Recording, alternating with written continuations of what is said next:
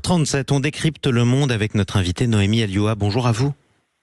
Bonjour, bonjour. Et bienvenue sur Sud Radio. Vous êtes la chef du service international de nos partenaires de Factuel.media. Les renseignements israéliens savaient depuis un an ce qui pouvait se tramer, ce que préparait le Hamas, la sinistre attaque qui se déclencherait finalement dans le 7 octobre et qui ferait des centaines et des centaines de morts et qui serait en fin de compte un pogrom. Les renseignements savaient et pourtant ils n'y ont pas cru. Comment on explique ça ? Écoutez, ils ont totalement sous-estimé la menace du Hamas, mais il faut comprendre aussi que le Hamas a lui-même été duplice.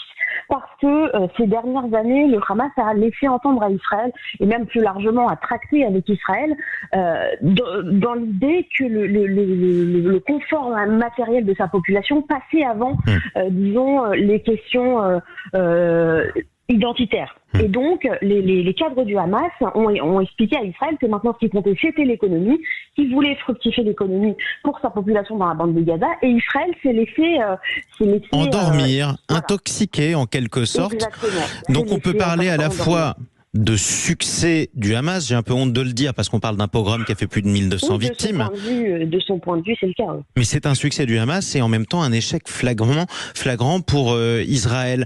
Jusqu'où l'information de ce plan est parvenue ?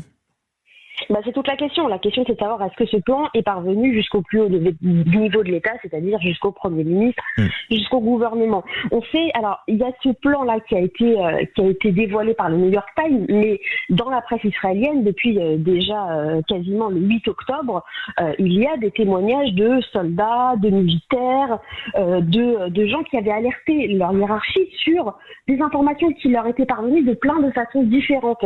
J'ai en tête l'image d'un monsieur qui en fait qui fait des écoutes dans son garage. Ça vous paraît étrange, mais dans un pays sécuritaire comme Israël, tout existe. Oui. Et donc ce monsieur, il avait récupéré des informations qui allaient aussi dans ce sens. Il avait réussi à capter des conversations de membres du Hamas qui parlaient aussi de ces attaques. Et lui aussi, il a été voir, si vous voulez, la hiérarchie militaire. Le problème, c'est que personne n'imaginait qu'une chose pareille puisse exister. Ça n'a jamais eu lieu depuis la naissance d'Israël, une chose pareille.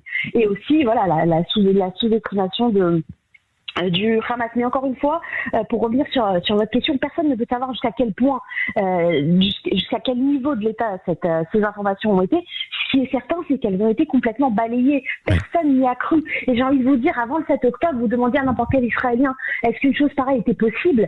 Personne n'aurait imaginé que ce soit possible, ne serait-ce que de réussir à détruire cette fameuse barrière dont elle avait la réputation d'être inviolable. Et pourtant, les analystes, notamment des services de renseignement israéliens, avaient fait leur travail.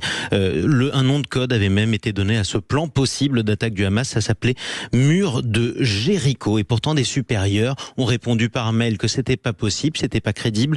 Et ont répondu, je cite, attendons patiemment. C'est incroyable parce que ça rappelle aussi l'attitude de l'armée française qui imaginait pas que les Allemands puissent passer par Sedan et traverser les Ardennes. On avait parlé de romans. Pourtant, un exercice militaire avait montré que c'était possible. Comme quoi, on s'est laissé intoxiquer et Israël, pour le coup, s'est laissé intoxiquer. Aujourd'hui, le pays est en guerre. Les combats, en plus, ont repris dans la bande de Gaza. On l'a dit il y a quelques minutes sur Sud Radio. Quand est-ce que viendra l'heure des règlements de compte politiques en Israël ? Elle va venir à mon avis de façon assez violente, c'est évident, et ça commencera dès le début de la fin de la guerre. Et c'est ce que dit d'ailleurs, je veux dire, tous les hauts gradés de l'armée. Ils expliquent que pour l'instant c'est le temps des combats, c'est le temps de la défense, c'est le temps de régler son compte au Hamas, si je puis dire. Mais ensuite, toutes les questions vont émerger. Il va y avoir des commissions d'enquête qui en Israël sont très longues et très très poussées. Et toutes ces questions sont sur la table. C'est évident qu'aujourd'hui, la population israélienne, entre guillemets, met sa colère de côté parce qu'il faut faire face dans la douleur et il faut supporter la guerre. Mais que le jour où le cessez-le-feu, le vrai cessez-le-feu est prononcé, là, ça va être le volet politique qui va s'ouvrir et il va être d'une extrême violence. Je veux dire, la plupart des analystes affirment, et je pense pouvoir dire la même chose sans trop me tromper, que la classe politique actuelle israélienne telle qu'on la connaît n'existera plus. C'est évident. Et que tout changera effectivement. Vous avez parlé d'un terme sur lequel j'aimerais qu'on revienne, la fin de la guerre. Qu'est-ce que la fin de la guerre pour Israël ? À quelles conditions la guerre peut s'arrêter ?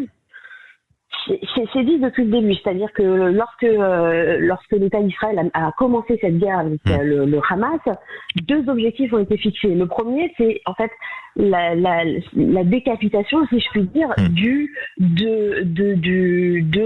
l'organisation du Hamas. Oui. Voilà, de la bureaucratie du Hamas, d'une part, et d'autre part, le retour des otages. Alors c'est vrai que ça paraît un petit peu abstrait la fin du Hamas, mais en fait c'est assez simple. C'est les hauts commandants, les hauts cadres, Mohamed Def, Yahya Sinwar, sans doute, voilà, ce sont la hiérarchie militaire, militaire si je puis dire du Hamas qui doit être descendue, qui doit être en tout cas. Et ensuite. Oui. Voilà. Et ensuite, pour pouvoir créer une autre gouvernance à Gaza, c'est ça la finalité. Parce que pour l'heure, la bande de Gaza est sous la gouvernance du Hamas.